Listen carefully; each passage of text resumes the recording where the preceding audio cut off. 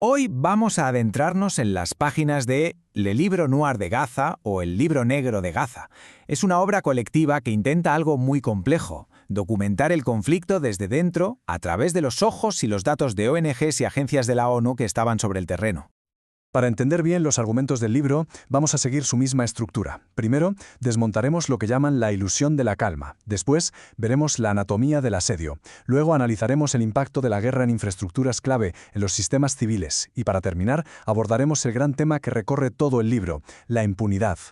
Bien, pues empezamos por el principio. Y lo primero que hace el libro es cuestionar una idea que quizá estaba muy extendida, la de que antes del 7 de octubre se vivía un periodo de calma. Los autores sostienen que esa percepción era en realidad una ficción que dependía de a quién se le estuviera prestando atención. Y esta cita del prefacio, de Ronnie Broman, es demoledora y va directa al corazón del argumento. Lo que viene a decir es que la ausencia de titulares en la prensa internacional no significaba, ni mucho menos, que no existiera un conflicto latente y muy real para quienes lo vivían a diario. Porque claro, para los autores, nada de esto surge de la nada. Es fundamental entender que lo ven como un capítulo más de una historia muy larga.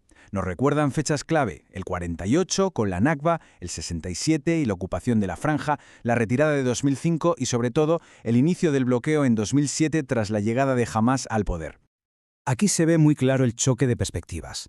Por un lado, la narrativa que hablaba de un conflicto gestionado, de contención, y por otro, el análisis que recoge el libro, basado en informes de ONGs como Amnistía Internacional o B'Tselem, que ya hablaban de un sistema de control y desposesión, llegando a usar términos como apartheid.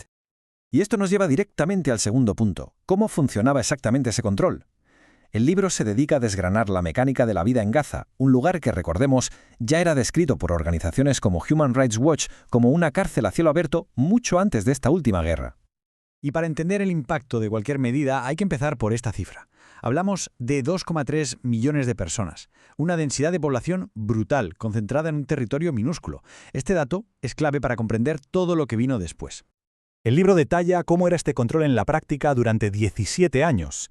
Estamos hablando de un control casi total de fronteras, del espacio aéreo del mar, con restricciones muy duras a la entrada de productos, limitando la pesca, haciendo inaccesibles tierras de cultivo y, sobre todo, impidiendo casi por completo que la gente pudiera entrar o salir. Pues bien, esa situación que ya era límite se transformó después del 7 de octubre en lo que el propio ministro de Defensa israelí Yoav Gallant calificó como un asedio completo. Sus palabras, la verdad, hablan por sí solas. Pasamos ahora a uno de los capítulos más duros del libro, el que argumenta que la respuesta militar no fue solo contra objetivos militares, sino que se dirigió de forma sistemática contra los pilares que hacen que una sociedad funcione. Y para sostener este argumento, el libro recopila datos que dibujan un panorama desolador. Fijaos en las cifras de ataques a instalaciones sanitarias, a escuelas y el número de periodistas asesinados, que es altísimo. Si nos centramos en la sanidad, que es un tema central, el colapso se vuelve muy tangible con cifras como esta. Para marzo de 2024, según Naciones Unidas, la gran mayoría de los hospitales de la Franja ya estaban fuera de servicio. Y no son solo números fríos. Detrás de cada hospital que cerraba, había historias como la del Hospital Al-Amal. El libro se nutre de los informes de la Media Luna Roja, de Médicos Sin Fronteras, de quienes veían cómo el sistema sanitario se desmoronaba ante sus ojos.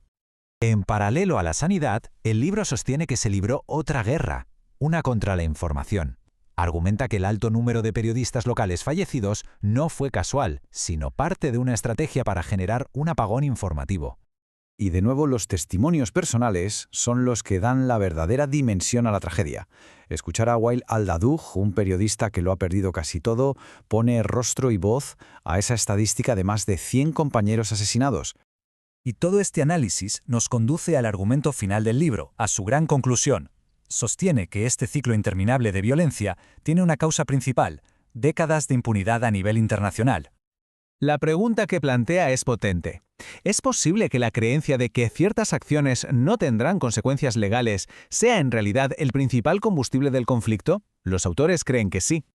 Y es aquí donde el libro conecta con la actualidad más rabiosa. Detalla los pasos, sin precedentes, que se están dando en los altos tribunales internacionales, desde la denuncia de Sudáfrica en La Haya hasta la reciente e histórica petición de órdenes de arresto por parte del fiscal de la Corte Penal Internacional. Esta tabla lo resume perfectamente. Lo más llamativo de la petición del fiscal de la CPI es que apunta a ambos lados. Por un lado, a los líderes de Hamás por crímenes de guerra, como el asesinato o la toma de rehenes, y por otro lado, a los máximos dirigentes de Israel, por crímenes como el uso del hambre como arma de guerra o los ataques a civiles. Al final, toda la argumentación del libro se puede resumir en esta frase de uno de sus colaboradores, Johan Sufi. La idea de que la justicia no es un obstáculo para la paz, como a veces se dice, sino que es, de hecho, una condición indispensable para que pueda existir. Así que, en última instancia, el libro negro de Gaza nos deja con esta reflexión en el aire. Si, como argumenta, la raíz del problema es una cultura de impunidad que se ha perpetuado durante décadas, ¿cómo se rompe ese ciclo? ¿Es la justicia internacional el único camino posible? Es, sin duda, una pregunta que da mucho que pensar.